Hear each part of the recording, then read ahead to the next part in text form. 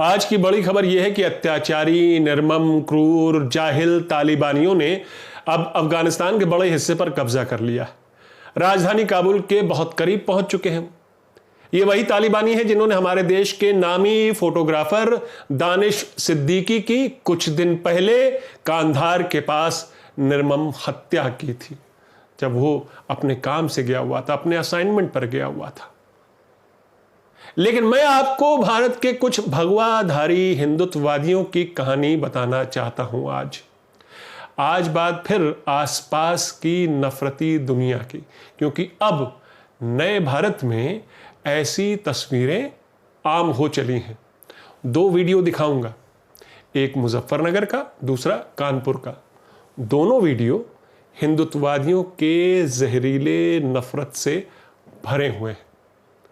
अलग अलग हिंदुत्व तंजीम के कार्यकर्ता जिनका धंधा हो गया है माइनॉरिटीज के लोगों को डराना, धमकाना, उनके साथ हिंसक व्यवहार करना। कभी ये लोग आपको दिल्ली में मिलेंगे सांप्रदायिक नारे लगाते हुए, कभी मुजफ्फरनगर में, तो कभी कानपुर में।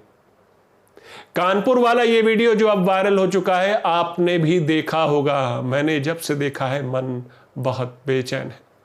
कानपुर वाला ये वीडियो इसलिए नहीं दिखा रहा कि इसमें क्रूरता है, अत्याचार है, मजहबी हिंसा है, बल्कि इसलिए क्योंकि ऐसी घटनाएं अब नए भारत की पहचान बन रही हैं और उस पहचान को बाकायदा बड़े ही सुनियोजित तरीके से हम पर, आप पर, पूरे देश पर थोपा जा रहा है। तो पहले वो वीडियो देखिए। जय श्री राम, जय श्री राम, जय श्री राम, जय श्री राम। कोई मारेगा नहीं, कोई मुर्दाबाद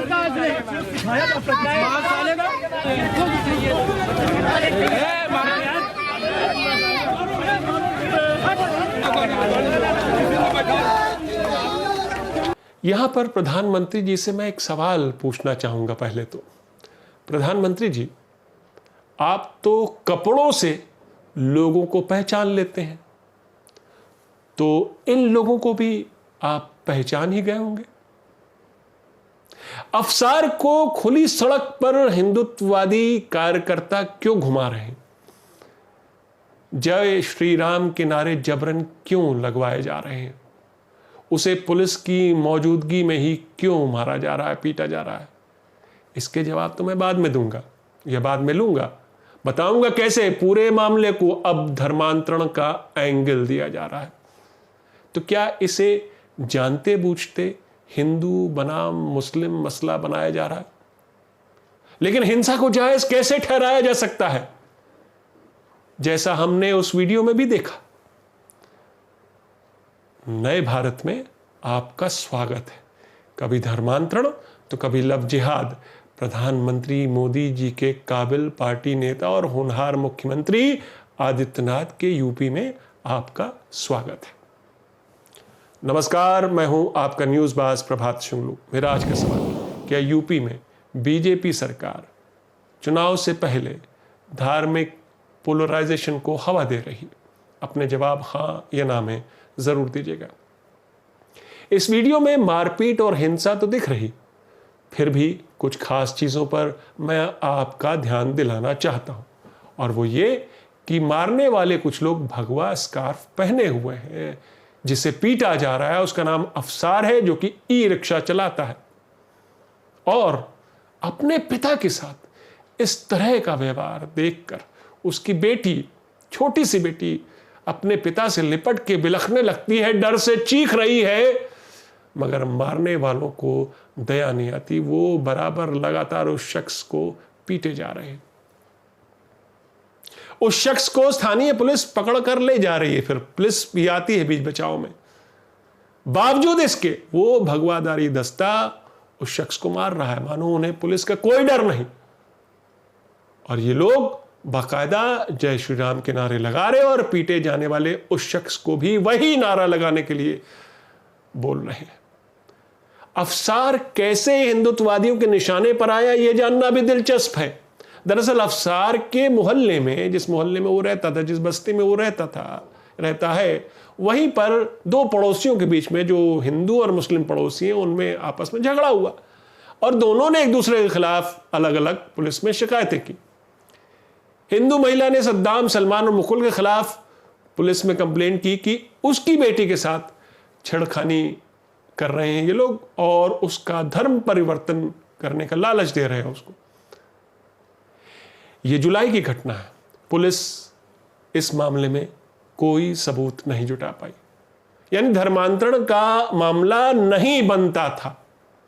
बस कुछ स्थानीय हिंदुत्ववादियों को ये बात चुभ गई, यानी हकीकत चुभ गई।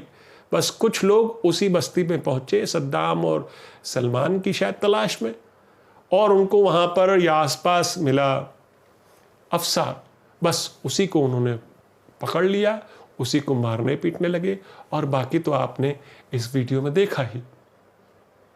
यानी आप देख सकते हैं कैसे दो पड़ोसियों के आपसी झगड़े को यूं तूल दिया जा रहा है, उसे सांप्रदायिक रंग दिया जा रहा है और विक्टिम बनाया गया अफसार को, जिसका उन पड़ोसियों के झगड़े से कोई लेना देना नहीं था। अब इस पूरे मामले को धर्मांतरण की तरफ मोड़ा जा रहा है, जबकि केस उल्टा इन भगवाधारियों पर मजहबी हिंसा और नफरत फैलाने का बनता।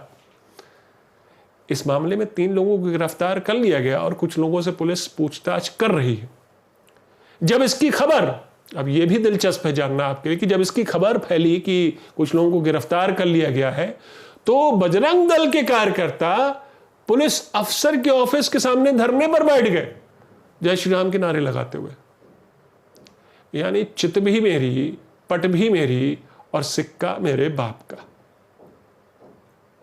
अक्सर इनके इन नफरती उत्पातों और हिंसक वारदातों पर प्रशासन या तो पर्दा डाल देता है या फिर मुंह मोड़ लेता है, या तो एक पक्षीय कार्रवाई होती है।